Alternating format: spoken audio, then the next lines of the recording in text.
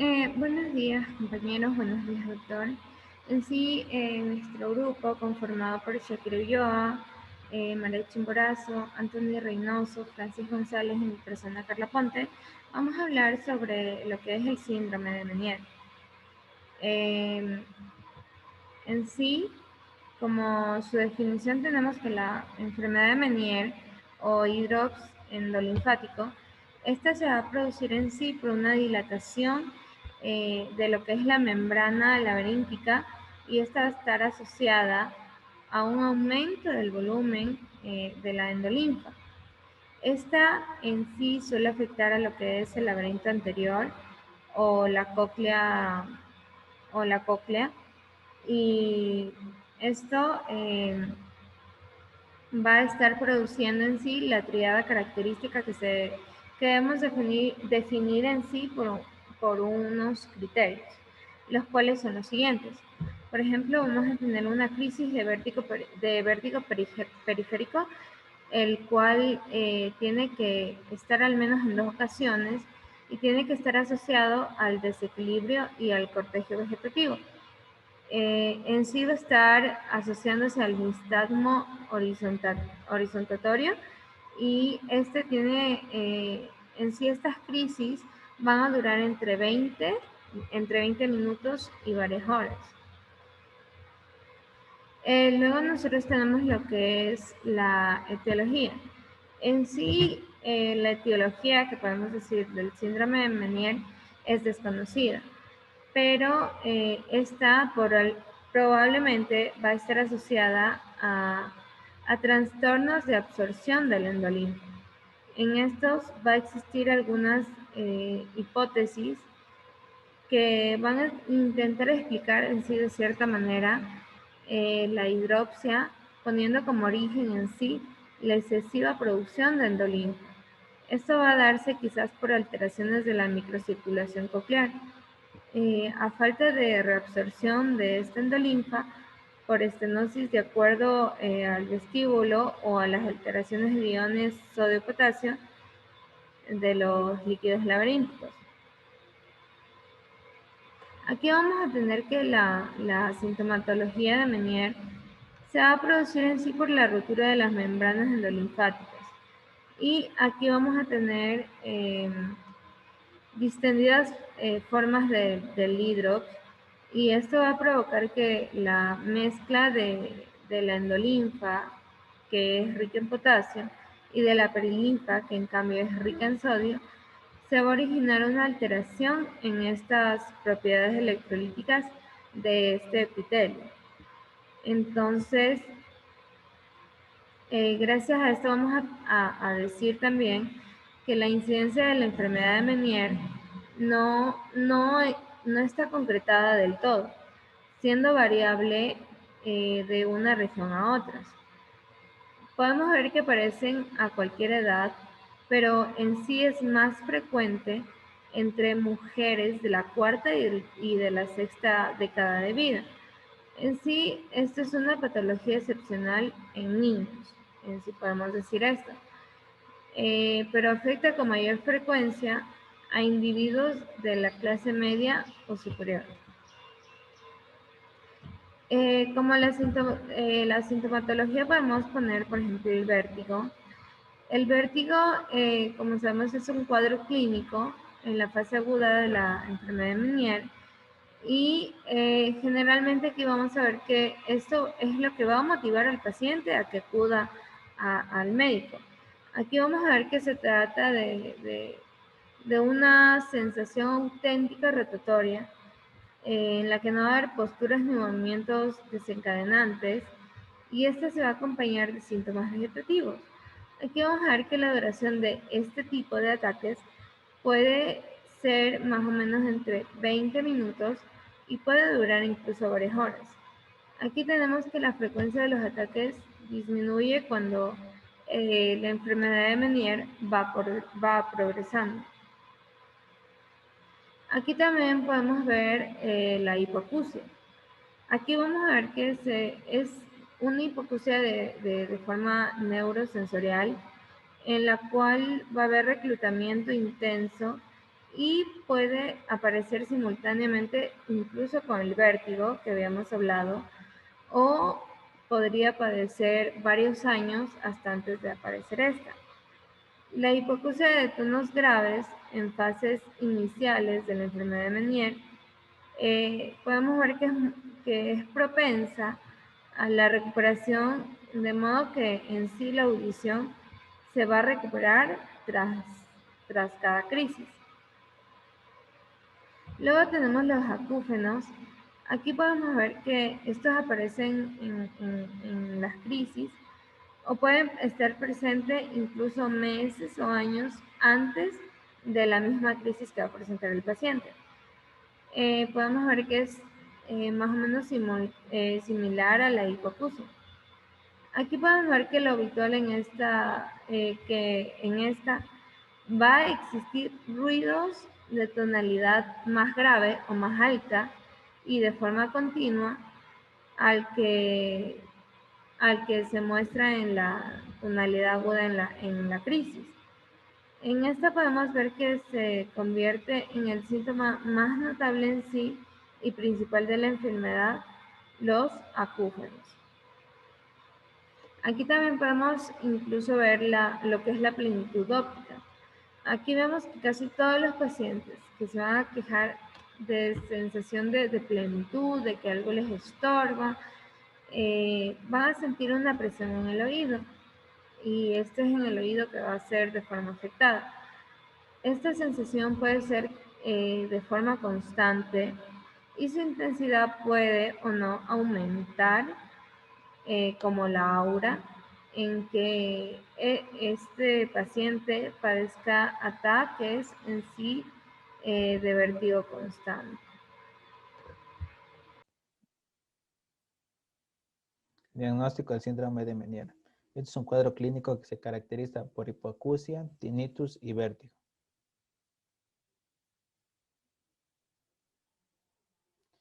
El diagnóstico del síndrome de Meniere se clasifica en seguro, definitivo y probable.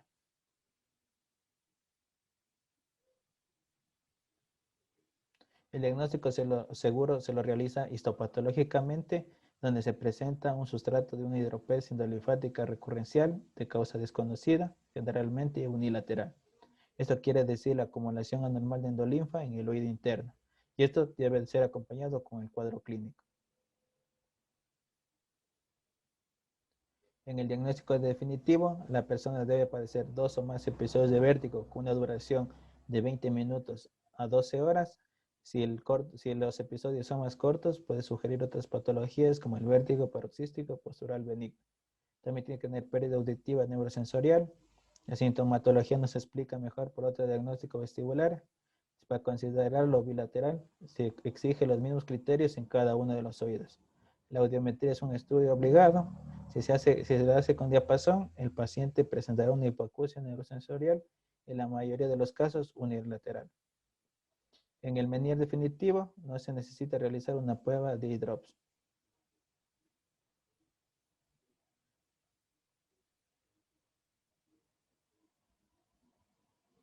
El diagnóstico probable se denomina probable porque en las pruebas imagenológicas el paciente puede presentar alguna alteración en el oído interno y no desarrollar ningún síndrome de Meniere.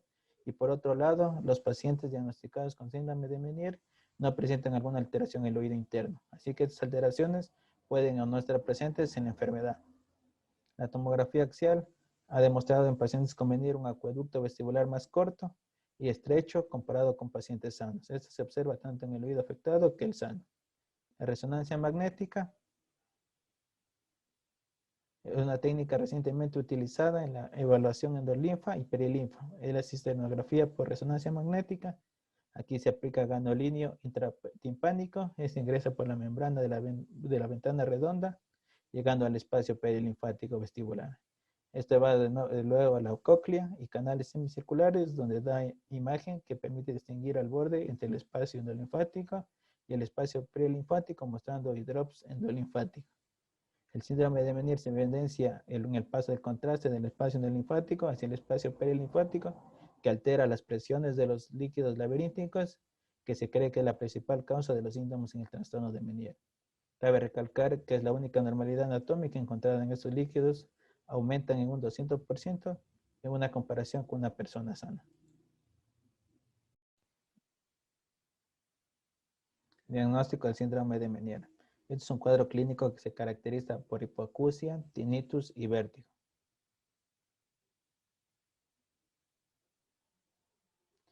El diagnóstico del síndrome de Meniere se clasifica en seguro, definitivo y probable.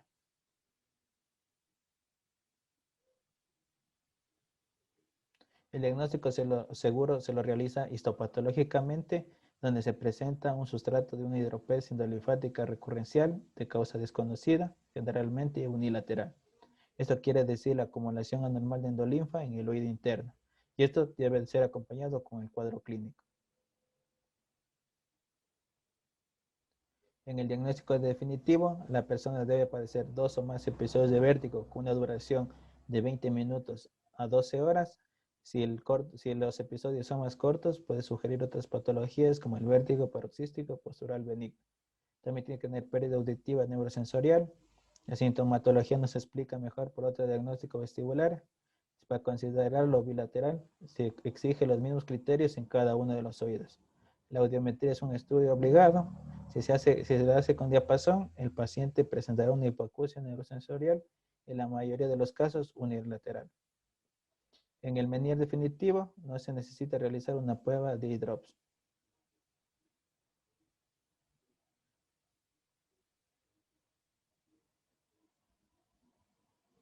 El diagnóstico probable se denomina probable porque en las pruebas imagenológicas el paciente puede presentar alguna alteración en el oído interno y no desarrollar ningún síndrome de Meniere. Y por otro lado, los pacientes diagnosticados con síndrome de Meniere no presentan alguna alteración en el oído interno. Así que estas alteraciones pueden o no estar presentes en la enfermedad. La tomografía axial ha demostrado en pacientes con Meniere un acueducto vestibular más corto y estrecho comparado con pacientes sanos. Esto se observa tanto en el oído afectado que el sano. La resonancia magnética es una técnica recientemente utilizada en la evaluación endolinfa y perilinfa. Es la cisternografía por resonancia magnética. Aquí se aplica ganolíneo intratimpánico. Este ingresa por la membrana de la ventana redonda, llegando al espacio perilinfático vestibular. Esto va luego a la cóclea y canales semicirculares, donde da imagen que permite distinguir al borde entre el espacio endolinfático y el espacio prelinfático, mostrando drops endolinfáticos. El síndrome de Meniere se evidencia en el paso del contraste del espacio endolinfático hacia el espacio perilinfático, que altera las presiones de los líquidos laberínticos, que se cree que es la principal causa de los síntomas en el trastorno de Meniere.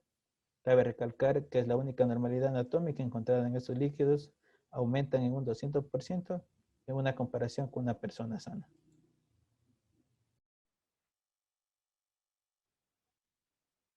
Continuando con la enfermedad de Meniere, tenemos lo que es el diagnóstico diferencial. En el caso en particular de esta enfermedad, como sabemos, el diagnóstico de la misma es netamente clínico. Por lo tanto, tenemos que descartar diferentes patologías que nos puedan conllevar a un error en el diagnóstico de esta patología. Por lo tanto, tenemos que evaluar muy bien lo que son pares craneales, coordinación, sensibilidad y propiocepción del paciente, debido a que existen varias patologías que podemos confundir o alterar en nuestro diagnóstico. Entre las enfermedades más frecuentes que podemos realizar el diagnóstico diferencial, tenemos lo que es un neurinoma del acústico.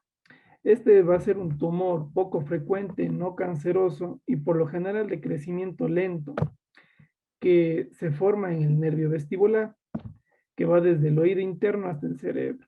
Las ramas de este nervio afectan directamente el equilibrio y la audición, por lo que la presión de un neurinoma del acústico puede provocar una hipoacusia y también viene acompañado de vértigo. Los signos y síntomas del neurinoma del acústico son sutiles y pueden tardar muchos años en manifestarse. A menudo surgen estos de los defectos del tumor de los nervios auditivos y del equilibrio. Algunos síntomas más frecuentes de esta enfermedad podría ser una pérdida de la audición, que por lo general es gradual, sin embargo, esta puede presentarse también de manera repentina. Esta va a poder ser uni o bilateral. Puede presentar también lo que es un zumbido o también denominado tinnitus. Tenemos también, pueden presentar estos una inestabilidad o pérdida del equilibrio. Continuando con los diagnósticos diferenciales, tenemos lo que podría ser una laberintitis serosa.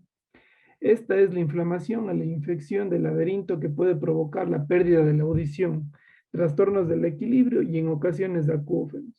La causa más frecuente de esta patología es la infección por bacterias o por virus. También puede ser esta secundaria una infección maltratada del oído o de una sinusitis. Otras causas pueden ser la presencia de un colesteatoma, una alergia o como efecto secundario a ciertos fármacos. Los síntomas más frecuentes que presentan son las alteraciones del sentido del equilibrio, que lo conocemos también como vértigo.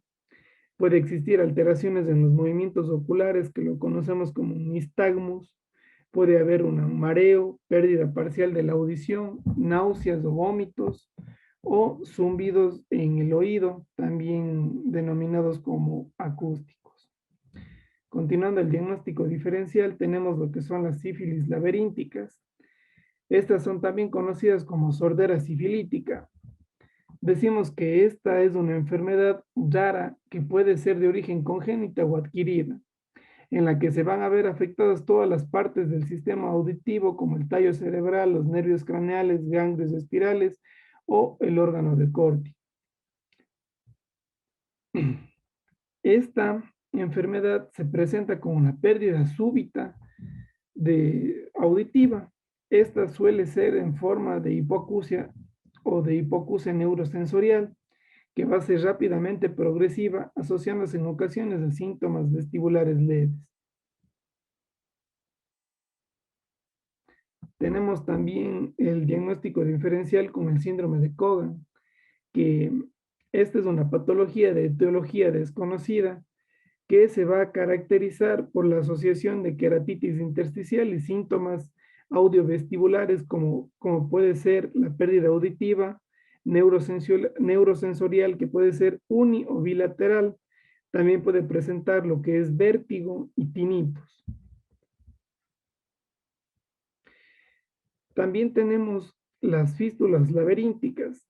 Estas fístulas laberínticas son una complicación de las otitis medias crónicas con colesteatoma, que son caracterizadas por síntomas clásicos que implican signos de infección crónica como otorrea de larga data, alteraciones vestibulares que son caracterizadas por episodios breves de vértigo y hasta un 90% pueden presentar inestabilidad en casos de hipoacusia neurosensorial.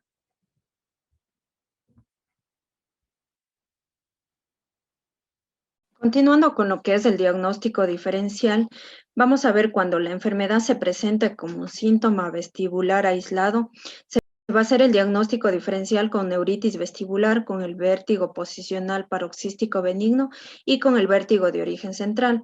La neuritis vestibular es una afección de la parte vestibular. Hay una lesión inflamatoria del nervio vestibular, ya sea por un virus o un traumatismo. Esta lesión va a producir un cuadro clínico de aparición súbita de un vértigo periférico prolongado mayor a 24 horas. También va a haber la presencia de sintomatología vegetativa, como es la náusea, vómito, sudoración fría, palpitaciones. Además de esto, va a presentar nistagmus espontáneo. Este se va a dar con mayor incidencia en primavera y verano, ya que hablamos de un proceso, una afección viral. Una característica que va a diferenciarlo del síndrome de Meniere es que no va a presentar sintomatología auditiva ni neurológica. Dentro del vértigo posicional paroxístico benigno, esta es una enfermedad vestibular periférica causada por un desorden mecánico de los canales semicirculares que nos van a producir un episodio brusco de vértigo de 5 a 30 segundos de duración que se va a acompañar de nistagmus. Este vértigo va a ser provocado por cambios de posición y que se va a reproducir al adoptar una posición desencadenante, es decir, al acostarse o al levantarse de la cama, al mirar levantando la cabeza hacia arriba o al agacharse a coger algo. También tenemos como una característica que esta va a afectar con mayor frecuencia al sexo femenino y va a afectar a la cuarta y sexta década de la vida. También que no va a presentar sintomatología auditiva y va a presentar lo que es náusea y vómito. Dentro del vértigo de origen central, este va a estar originado o se va a encontrar a nivel del cerebro, cerebelo y protuberancia. Va a existir aquí, esto va a ser producido ya sea por el consumo de anticonvulsivos, por el consumo de alcohol, de traumatismos, y por el consumo del ácido acetil salicílico, que nos va a dar una sintomatología como es la presencia de lo que es del nistagmus. Este va a ser multidireccional, es decir, puede ser vertical, horizontal o rotatorio. Este nistagmo no va a inhibirse al fijar la mirada. Ya, el vértigo va a ser gradual e insidioso, va a durar días, meses e inclusive años, va a ser leve y aquí no va a existir la presencia de síntomas o signos de daño o alteración de la audición. Dentro de lo que es cuando la enfermedad se presente como una sintomatología tanto coclear como vestibular, vamos a diferenciarlo con lo que es la ototoxicidad medicamentosa. Esta va a ser producida por medicamentos que van a dañar o deteriorar el oído interno, como son los aminoglucósidos, los quimioterápicos con platino y lo que son los salicilatos, pero a dosis elevadas. Dentro de los aminoglucósidos que van a afectar lo que es la parte vestibular, tenemos la streptomicina y la gentamicina. Y dentro de los que van a afectar a nivel de la cóclea, tenemos la amicacina y la neomicina. Va a depender del tiempo y de la dosis del consumo de estos medicamentos para ver la sintomatología. Puede ser desde pérdidas auditivas leves, e incluso tinnitus o acúfenos, en una inestabilidad también va a presentar lo que es el vértigo y la cefalea. Ya, también tenemos la hipoacusia súbita o también conocida como sordera brusca. Se define como la pérdida auditiva idiopática de al menos 30 decibeles en 3 frecuencias continuas y que se va a dar en un periodo menor a 72 horas. Va a darse una sintomatología como es la más frecuente, que va a tener una sensación de un oído tapado, va a presentar tinnitus, mareos, vértigo e inclusive cofosis. Y por último tenemos la hidropesía endolinfática retardada. Este es el aumento de la endolinfa en el espacio endolinfático de lo que es el laberinto membranoso. Esta se va a caracterizar y se va a diferenciar de lo que es el síndrome de Meniere porque esta es secundaria o a causa de algo. Por ejemplo, de que un paciente ya presentó una sordera o o tenía una hipoacusia súbita. En relación a lo que es el síndrome de Meniere, esta fue idiopática. Entonces, nos va a dar un cuadro clínico con la presencia de lo que es acúfenos de tonalidad baja, una hipoacusia a los tonos graves y la presencia de vértigo que se va a acompañar de náusea, vómito o sensación de cefalea temporoparietal y sudoración. Por lo tanto, el diagnóstico diferencial del síndrome de Meniere es amplio, ya que hay muchas patologías que van a afectar el oído interno y por lo tanto el diagnóstico diferencial se debe hacer con cada patología que altere en el oído interno. Vamos a hablar acerca del tratamiento de la crisis. Las sustancias que se utilizan son de diferentes grupos farmacológicos. Vamos a empezar nombrando los anticolinérgicos, la escopolamina. Inhiben los receptores muscarínicos de forma inespecífica. Esto va a hacer que se aumente la tolerancia al movimiento y así también se afecten a la compensación. Esto va a hacer que se produzca una sobrecompensación reversible. Asimismo tenemos los antihistamínicos, la difenhidramina, el minhidrato. El efecto central de estos puede ser prevenir la sensibilidad al movimiento y a su vez reducir la gravedad de los síntomas. También tenemos los antagonistas dopaminérgicos, las fenotiacidas como el sulpirid y benzamidas. Estas se van a emplear por su efecto antiemético y van a actuar sobre la zona del gatillo quimiorreceptora. También tenemos las benzodiazepinas, el diazepam. Estos son sumamente importantes para el manejo del vértigo, que va a ayudar con su acción central a lograr suprimir las respuestas vestibulares. Y también tenemos las monaminas, que tenemos aquí la afedrina y la anfetamina. Estos van a tener un efecto similar a lo de la escopolamina y podrían utilizarse en aquellos pacientes que presenten episodios intensos. En una crisis leve o moderada es suficiente utilizar sulpiride. Tenemos los fármacos utilizados con mayor frecuencia.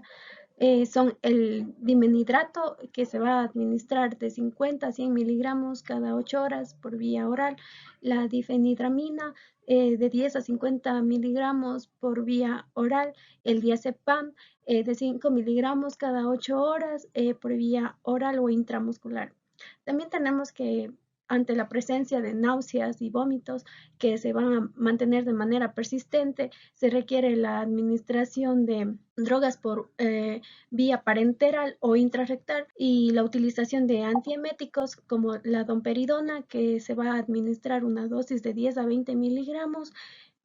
Esto va a ser cada 8 horas por vía oral o también puede administrarse por vía intramuscular. Asimismo, es importante recordar que se debe reservar los sedantes más potentes para los casos que obviamente van a ser más graves, y también se debe recordar disminuirlos o a su vez suspenderlos una vez que se haya logrado el objetivo de controlar los síntomas agudos. Esto es con el fin de permitir la intervención del sistema de compensación vestibular central. También tenemos un tratamiento de mantenimiento.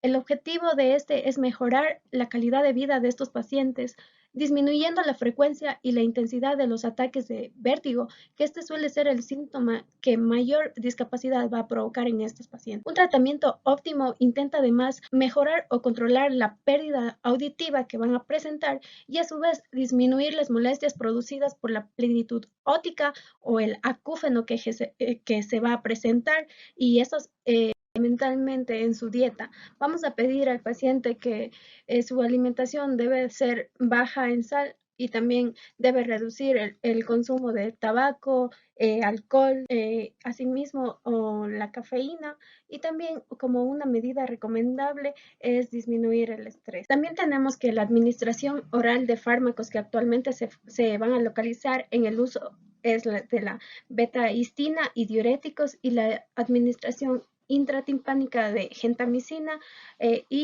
o también pueden administrarse corticoides. Con respecto a los fármacos de vía oral, clásicamente se va a asociar al uso de diuréticos a la escuela americana, mientras que en Europa la beta-histina es su opción preferida. Sin embargo, ambos fármacos no tienen por qué ser antagonistas, ya que se pueden administrar de manera conjunta en dosis adecuadas, y esto va a variar según el criterio para cada paciente. Tenemos asimismo que las estrategias de inyección de gentamicina intratimpánica han venido cambiando. Inicialmente estas se hacían múltiples inyecciones hasta que los pacientes desarrollaban una hipofunción vestibular, resultando en una disminución de la frecuencia de los ataques de vértigo, pero se demostró un alto porcentaje de hipoacusia neurosensorial. Actualmente, luego de haberse demostrado una aparición tardía de ototoxicidad, se tiende a realizar instalaciones únicas, es decir,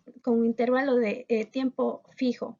Estas pueden variar desde días a semanas, o puede ser una aplicación también única pero con un seguimiento. Habíamos mencionado también que teníamos como tratamiento radical el tratamiento quirúrgico, que este sigue siendo muy controvertido, ya que no hay suficiente evidencia de que su uso conlleve a resultados beneficiosos definitivos. De estas modalidades conocidas, la cirugía del saco endolinfática es la que se ha venido utilizando con mayor frecuencia y la que se recomendaría. Para ello consiste en la apertura o descomposición del saco o drenaje de la endolinfa de su interior. Durante este procedimiento, el saco endolinfático se va a descomprimir, lo que puede aliviar los niveles de exceso de líquido. En algunos casos, este procedimiento se va a combinar con la colocación de una derivación, un tubo de que va a drenar el exceso de líquido del oído interno. Tenemos también la neurectomía vestibular, que este es otro tipo de cirugía conservadora que va a estar indicada cuando va a fallar la técnica anterior. El objetivo es seccionar selectivamente los nervios vestibular superior e inferior bajo control visual directo. Y por último tenemos la labirintectomía, que esta se reserva como un procedimiento terapéutico que permite que por vía transmastoidea haya una demolición de paso a paso de los conductos semicirculares y la exéresis del neuroepitelio de las crestas y máculas. Esto ha sido todo en cuanto a nuestra presentación del síndrome de Meniere. Muchas gracias por su atención.